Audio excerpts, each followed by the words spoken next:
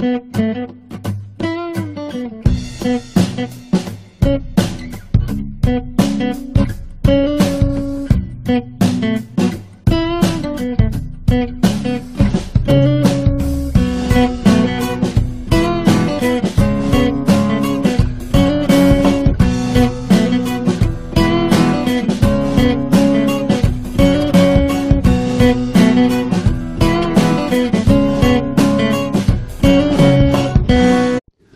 Friends, good morning. ఈ వారం కూడా కొన్ని ఆలోచింపదగిన సంగతులను, కథలను దేవుని నుండి మీకు తీసుకురావడంలో చాలా సంతోషిస్తూ ఉన్నాను. దేవునిని సంతోషపరచడానికి, దేవుని ఇంప్రెస్ చేయడానికి ఈ రోజుల్లో జనులు అనేక రకమైన పనులు చేస్తూ ఉన్నారు. అదేంటంటే, కొంతమంది బలులను అర్పిస్తే, కొంతమంది కొక్కీలను శరీరానికి తగిలించుకొని తమను తాము హింసపరుచుకుంటూ ఏవేవో చేస్తూ ఉన్నారు. కొంతమంది కోట్ల రూపాయలు కానుకలు ఇస్తున్నారు.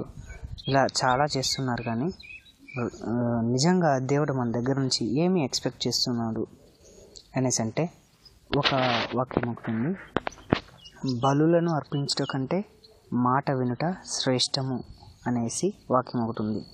అంటే మనం ఎంత బలులను ఇచ్చినా, ఏం చేసినా దేవుని మాటను వినట్లయితే అవన్నీ వృధానే. దేవుడు ఇవన్నీ మన దగ్గర ఎక్స్పెక్ట్ చేయడం లేదు. కానీ అడవిలో ఉన్న జంతువులు, పక్షులు, ఫలాలు సమస్తము దేవుని చేత క్రియేట్ చేయబడినవే కదా, సమస్తము దేవుని చేత ఏర్పరచబడినవే కదా.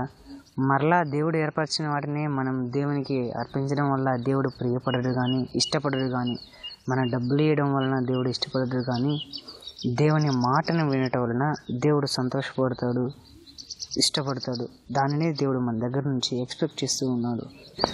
దేవుని మాటను వినడం అంటే కొత్తగా ఏమో చెప్తున్నారు అనేసి అనుకోవచ్చు మీరు.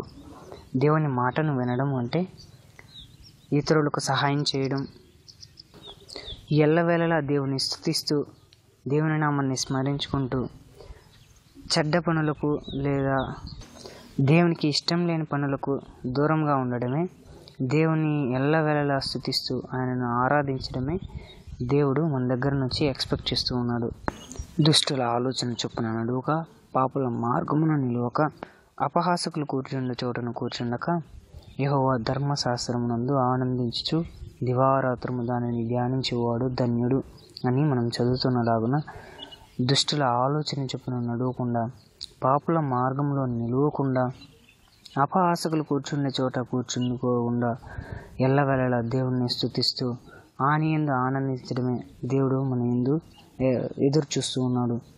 ఈ ఆలోచన మిమ్మల్ని కూడా ఆలోచింపజేస్తుంది అని అనుకుంటూ ఉన్నాను. Thank you. ఇవన్నీ మీకు తెలిసినవే, సర్వసాధారణమైనవే. కానీ మనం వీటిపైన ధ్యాస ఉంచనందువలన మనం దేవునికి ప్రియంగా లేకుండా అనేక కార్యాలలో నడుచుకుంటూ ఉన్నాం. వీటన్నిటి నుండి వైదొలిగి దేవుని ఎల్లవేళలా స్తుతిస్తూ, మంచి పనులు చేసుకుంటూ, నీతి మార్గంలో నడవడిక కలిగి జీవిస్తూ దేవునికి ప్రియంగా నడుచుకుంటారు అని ఆశపడుతూ, థ్యాంక్ యూ.